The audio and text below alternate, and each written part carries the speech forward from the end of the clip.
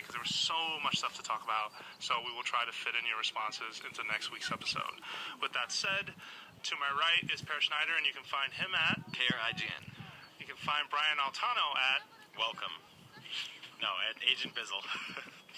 I think someone else took it. We swear we will not use welcome in the like for the rest of the year now. Guys, it's done. Yeah. That's all. Yeah. I'm gonna get so many tweets about this. Yep. And tweet welcome at. Oh, now you are. At Jose I should say the wrong Twitter. At Jose_Otero. Thank you very much for listening, and we will be back next week.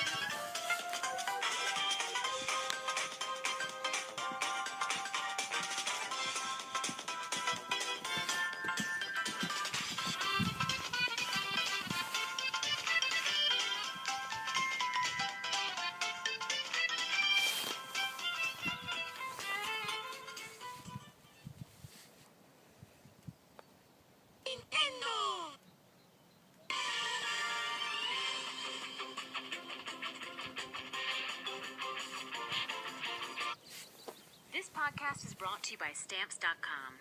Making trips to the post office is becoming a thing of the... This podcast is brought to you by CitrusLane.com, the award-winning service that helps parents discover the best products for their children. Finding new choices for your child at each stage of development might seem simple, but knowing which products are right can turn into a full-time job. Now you have Citrus Lane here to help. Each month you'll receive a box filled with 4 or 5 products, toys, books, care products, and goodies, each hand-picked based on your child's age, stage, and preferences. Citrus Lane boxes advance as your child grows, so the delight and discovery never stops even as your child reaches new stages and milestones. Boxes start as low as $19 a month and include free shipping. To try Citrus Lane today and get 50% off your first month, visit citruslane.com/themoth. That's citruslane.com/themoth. Support for The Moth comes from Wells Fargo, dedicated to the belief that small is huge. Wells Fargo is committed to neighborhoods, small businesses, and the communities they serve. More information at wellsfargo.com/stories. Wells Fargo, together we'll go far. Welcome to the Moth Podcast. I'm Dan Kennedy. The story you're about to hear is by Andrew Solomon, one of our favorite storytellers here at the Moth. And this story was told live in New York in 2012. The theme of the night was Ben, Stories of Coming Home.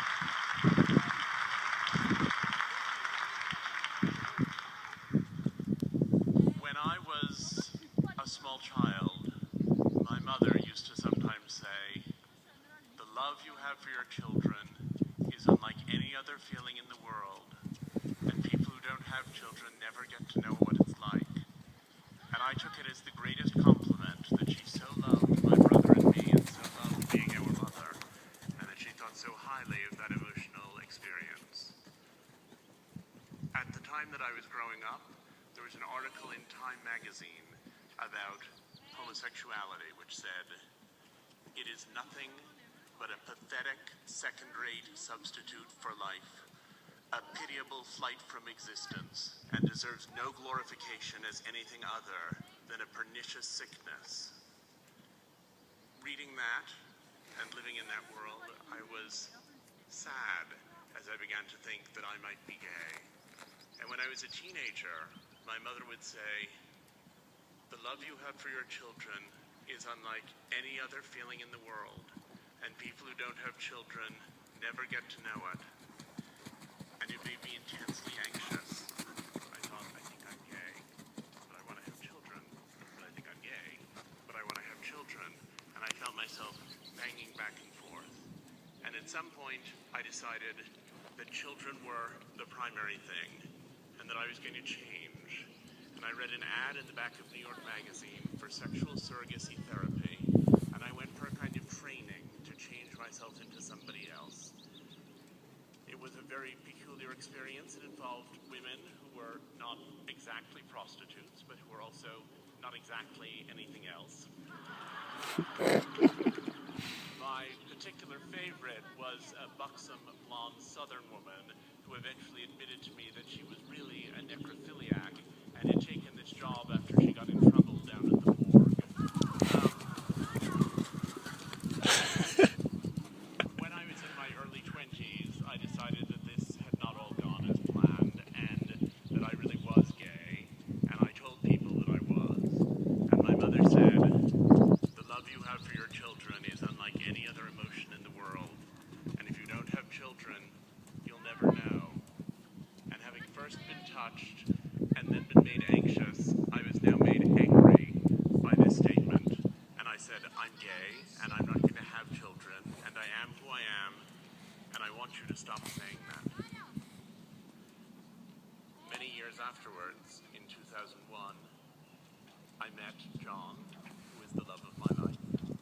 And he told me shortly after we met that he actually had been the sperm donor for some lesbian friends.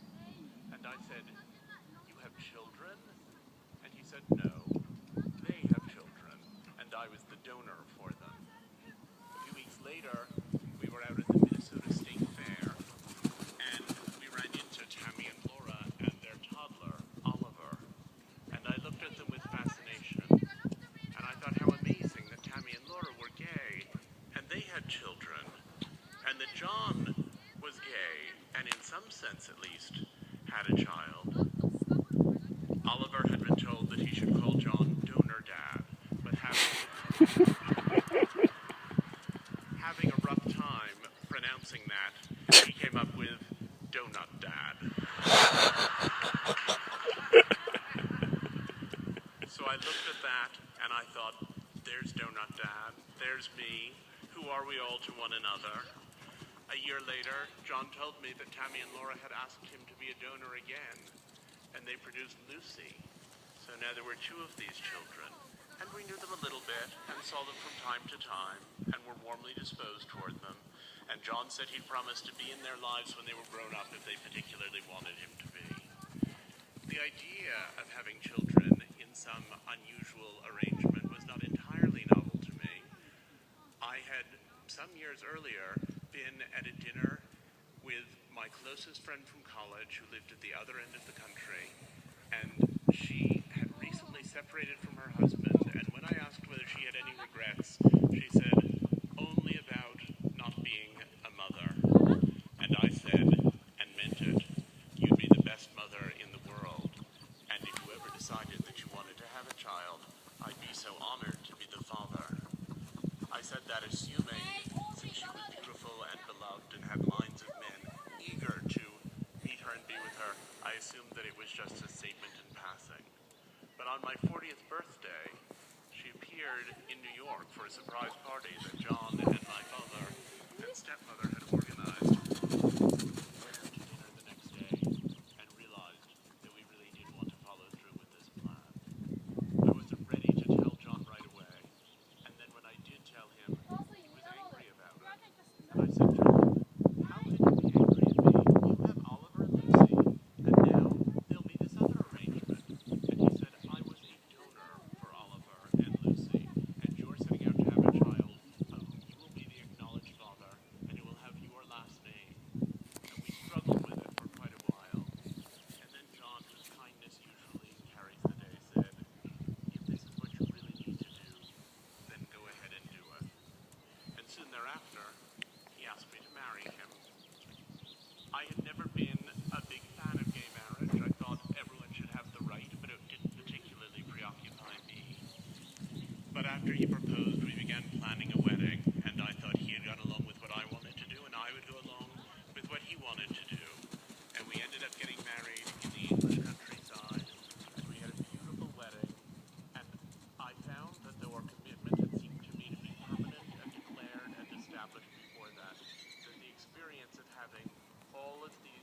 hundreds of friends gathered together, witnessing our love, shored it up and strengthened it and gave it a new depth and gave it a new resonance that I had never imagined or anticipated.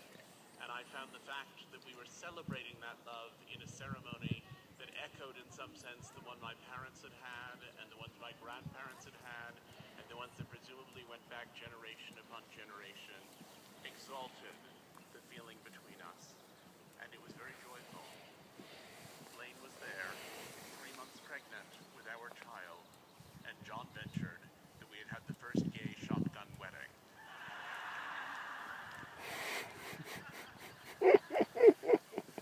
So 6 months later, our daughter, little Blaine, was born. And I was in the room when she was delivered, and I was the first person to hold her. And I had such a disorienting feeling of suddenly being changed. I thought, I'm a father now. I'm a father. It was as though someone had told me that I was still myself, and also a shooting star. And I held her, and I then had to go down into the basement of the hospital to sign the certificate for her birth, where I was advised to get a paternity test before I signed for any love child. And I said, you have no idea the planning that was behind this.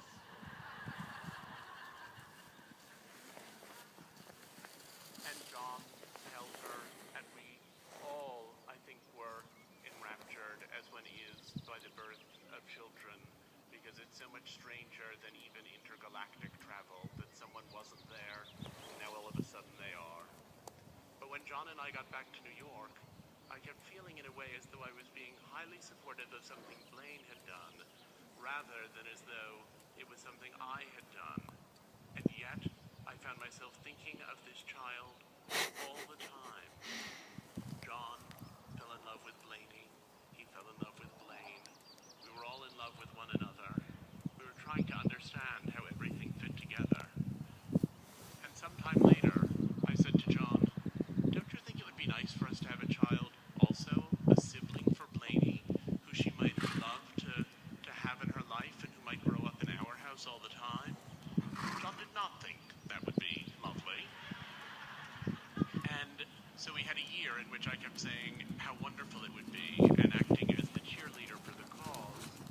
And through that year, John kept resisting and being unsure. And then finally my birthday rolled around again. And he said, your present is upstairs. And we went upstairs, and there was an antique cradle tied up with a bow. And he said, if it's a boy, can we name him George after my grandpa? We then had to figure out how we were going to produce such a child. So we found an egg donor, and we were in the process of trying to find a surrogate. And we got together with Tammy and Laura and Oliver and Lucy one night. And Laura said to John, you gave us our children, and I'll never be able to thank you enough for that. But I could show you how much you mean to us by being your surrogate. And so she offered to carry our child. And she got pregnant on the second IVF protocol. And 9 months after that, George was born. And we held him in our arms.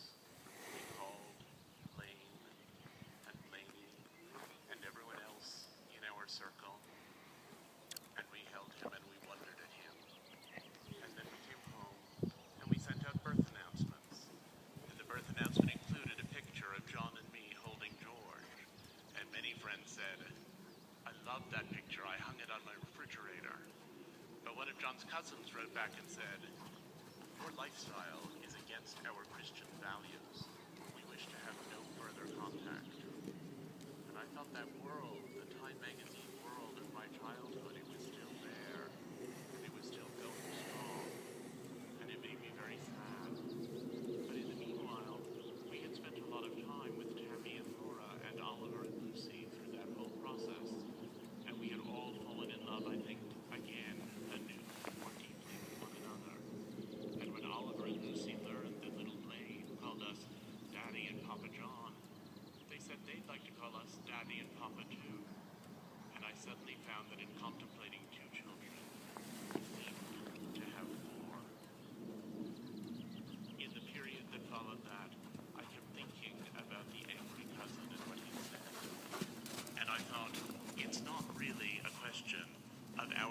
love being as good as, or better than, or less good than anyone else's love. It's simply another kind of love that we found as 5 parents of 4 children in 3 states. And I thought that just as species diversity is essential to keep the planet in place, so there's a need for a diversity of love to sustain the ecosphere of kindness. And that anyone who rejected any bit of the love in the world was acting in a foolish way and from a position of folly. About 6 months ago, we had gone to a park, and I had climbed up on a stand with George from which you could view some animals below. And I held his hand, and I said, "We're going to go back down the steps now. Go very carefully." And I took one step, and I slipped, and I fell all the way down the flight of stairs, pulling him along behind me. And I remember when it happened, thinking that I really didn't care whether I had broken my arm or my leg, as long as I hadn't injured my child. Turned out that I hadn't. And when I felt it, I suddenly thought, the love you have for your children is like no other feeling, and until you have children, you'll never know. And I thought how, even in the periods when my mother saying that made me anxious or made me angry, that it was her saying it so persistently that had caused me to pursue a family, even under such complicated and difficult and elaborate circumstances, and that had led me finally to the greatest joys of my life. Thank you.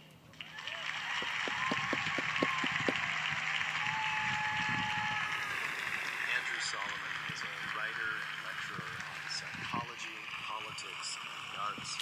He won the National Book Award for The Noonday Demon, an Atlas of Depression, and the National Book Critics Circle Award for Far From the Tree, Parents, Children, and the Search for Identity.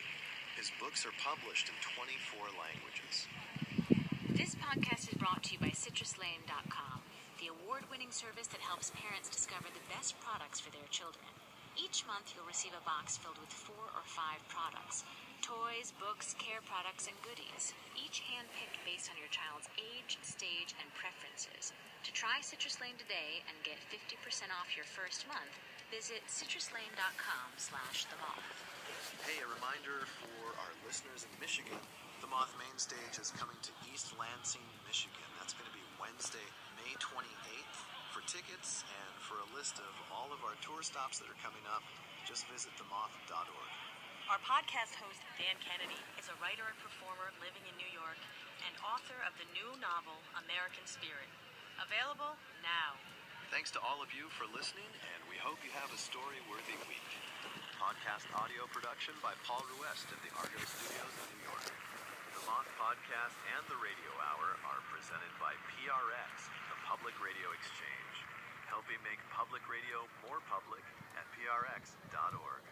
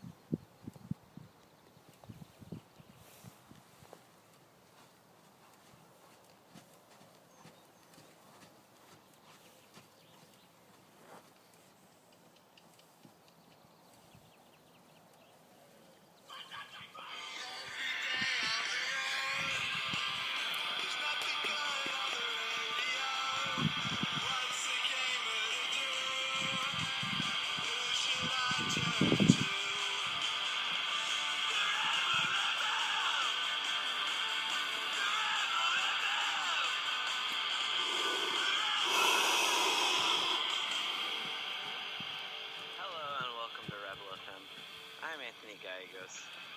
With me is Mitch Dyer. I miss you so much. Gross. Matt Chandonnet. I don't miss you anymore because I saw you last week. Thank God. And Arthur Geese. So we're just not going to talk about what just happened. What just happened? Hello, welcome to Rebel FM. My name is Anthony Gallegos. There's a part of that sandwich that's missing. What could it be? I don't know. Oh, now I get it. Wow, look how much he's genuinely... You ship one fucking game, and this is... Suddenly you can't This is remember how the you little things. treat us. You're bigger What than did the... I- You forgot what the did I say? episode. Did I You say- forgot the episode. Oh, sorry, episode 214. Nope. 213. He said it with such authority. Like, oh, well, yeah. It was 214 the last time I remembered it, so it must be that again. 215. Oh, I love it. I love that you counted down. Before we begin, Anthony, congratulations. Yay! Daylight is shipped. I shipped a game. You made a game. It's out. People can buy it. That's so awesome. Some people like it. Some people don't. Some people think it's just alright. That's fine. If you're curious, go out and get it. Let me know. I like real feedback. I've been getting some actually really good feedback, and a lot of the reviews, I felt were really good feedback too. You know, everyone did a good job, in my opinion. Good job, everybody. I didn't read any reviews where I was like, oh fuck that person. It's like, alright. There's some good stuff to be taken away from this. So you didn't fall into the sometimes developer trap of they just didn't get it, man. No, I think most people got it. I mean, it is what it is. Let me ask you, did the developer of another game get really angry about reviews for your game and attack them over it? By chance? No, I don't think so. Okay. We'll talk about that later. Yeah, no, I mean, I was pretty happy with it. There was most people I was talking to on Twitter too generally seemed positive about it, and any lingering sort of smaller issues technical-wise, I know our engineers are taking care of right now because there was a couple of compatibility things that people were posting on Steam that they were like, oh Jesus, you have what configuration? And they're like trying to sort it out. PCs! Yeah, exactly. Exactly. So, you know. You can never cover them all. Is your game out on, is it out on PS4 too? Did it come out? Yep, it's out on PSN as well. That is crazy. Ska jag stoppa? Anthony credited on a PS4 and PC game. Ja, How about that? stopp.